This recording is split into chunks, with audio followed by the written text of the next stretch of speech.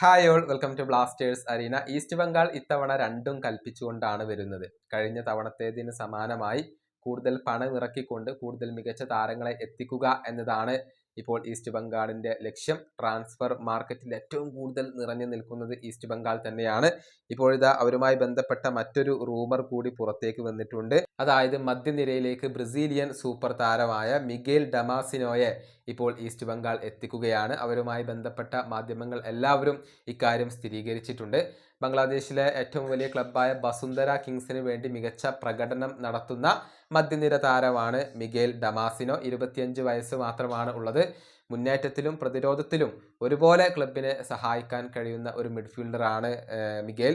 ആ ഒരു പ്രൊഫൈൽ തന്നെയാണ് ഇപ്പോൾ അവർ അന്വേഷിച്ചു കൊണ്ടിരിക്കുന്നതും. ഏതായാലും കാര്യങ്ങൾ ഇപ്പോൾ അഡ്വാൻസ്ഡ് സ്റ്റേജിലാണ് എന്നതുകൂടി അറിയാൻ സാധിക്കുന്നുണ്ട്.